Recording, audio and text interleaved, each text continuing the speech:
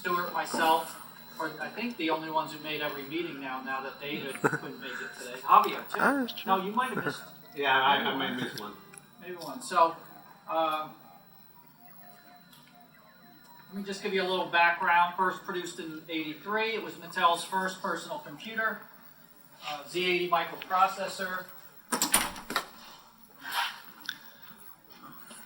It's a chiclet keyboard, but a rubberized one, so you really have to press down on the keys. A whopping 4K of RAM. Uses Microsoft Basic, puts it in the ROM. Connect to a TV. That was one way to keep their costs down and have AV output on the TV. You can see the cassette recorder right there. That's the data recorder.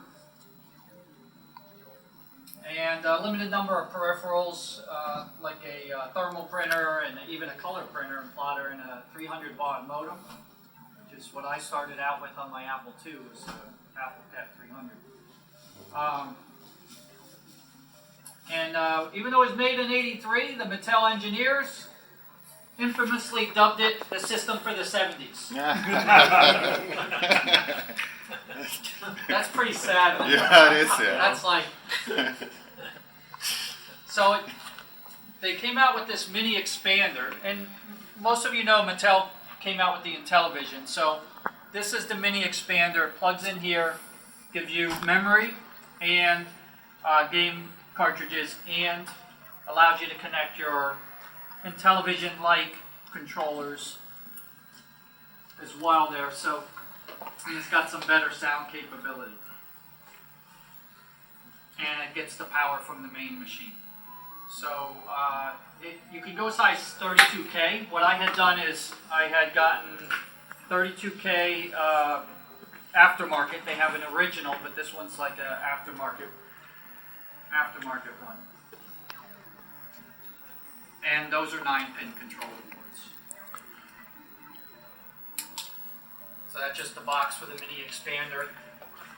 In this case, I have a box that they bundled it all, but they would sell it separately or they would bundle it. When they bundle it all, it actually came with these 4 games right here. So these are some of the games. The most popular, I think, that people like is the Tron Deadly Discs.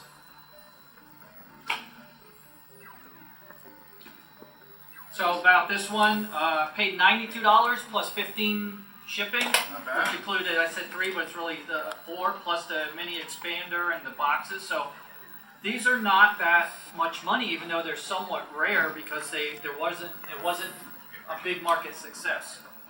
So you can find them on eBay for $75 all the way up to $350, depending on condition, box or no box, what comes with it, and how crazy the seller is. Because we've seen crazy numbers sometimes. What's really strange is that cassette recorder can go for like $60 to $90. Yeah. Same thing on the Coco. And so I got mine for $30, no box, plus 10 shipping. So it was supposed to be working. I haven't tested it yet.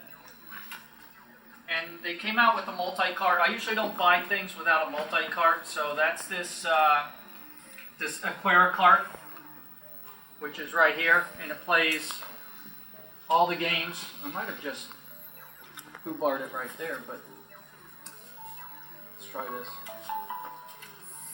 Yeah, and so then you could select which game from there. It's got the whole game library on there. That was $65, except for when you bundle it with the memory, it was $84. So that way you can play some homebrews or whatever they have, and there's the data recorder. The games, 32 software titles announced, 21 made.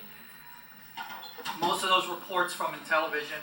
You can see the Burger Time on the screen here, and some units were bundled. They had Advanced Dungeons and Dragons, which looks relatively popular. And I don't know whose idea this one was. This is just the stupidest game I've ever seen. And people somehow paid money for this. It still amazes me, biorhythm. So add-ons, that's just the Aquarius cart without the case, because they'll sell these to you without a case if you want.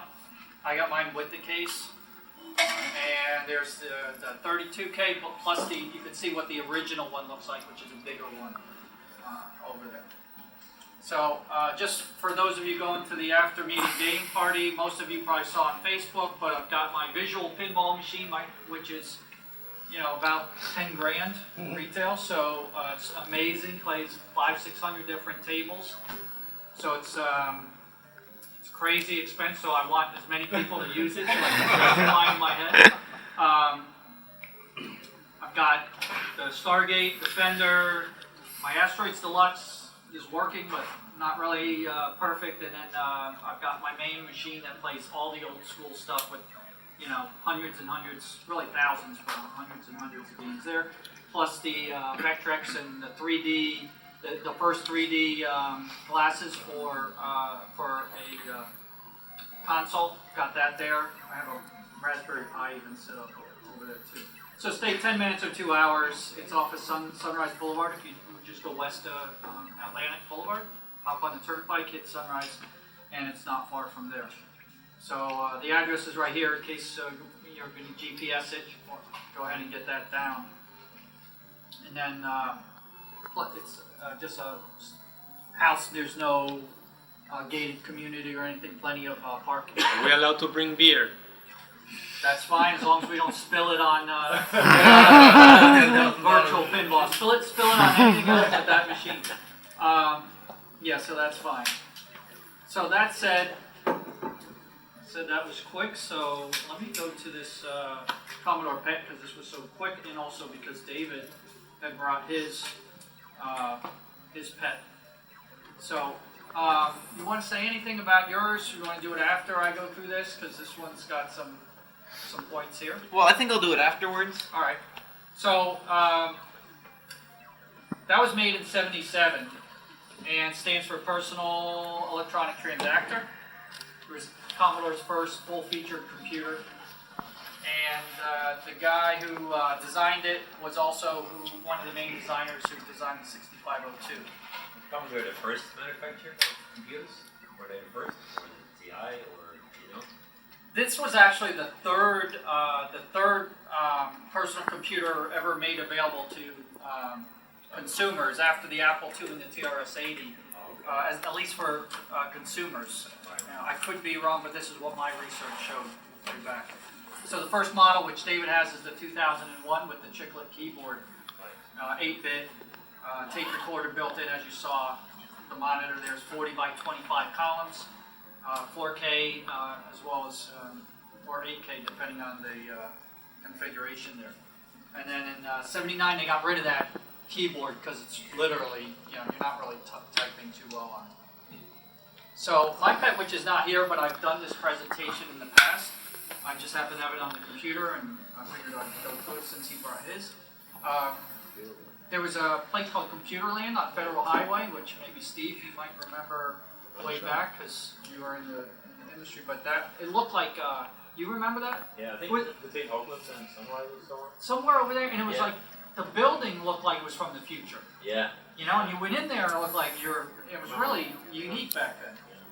So my mother bought that for astrology of all things. So she used to have to do all these calculations with the books and this and that. It was a big operation to do a chart, and she bought that only for that reason. So the computer would do all those calculations. We forget that's one of the reasons why people would buy them, to simplify some of that kind of stuff. So obviously it wasn't so useful after a while, and so we just sat covered at the house, and then we never got rid of it. And then when she passed away, I was going to sell it on eBay. Fortunately, I was very lazy and just never got it kind of cleaned up and making sure it's working. And it sat, and then and also the keyboard conductive coating in there. I don't know, did you have any problems with your keys? Because I had some problems. I had to do that with graphite and glue and all this stuff. Initially, I had some problems, but if I hit the key enough times, it just went away. Yeah, it seems to increase the conductivity or jostle things in there. So I couldn't fix it perfectly, so that's why I didn't sell it. And so that's it. I ended up started collecting retro gaming consoles because I saw Vectrex on Pawn Stars, and I was like, that looks really cool. and I ended up buying that for $900 with the 3D imager and all this stuff, and that's how I ended up eventually here, getting into all that. Thankfully, I didn't sell that pet because it's like kind of a jewel of the collection. And then from there, I started getting all kind of other machines, and now it's kind of crazy. So add-ons,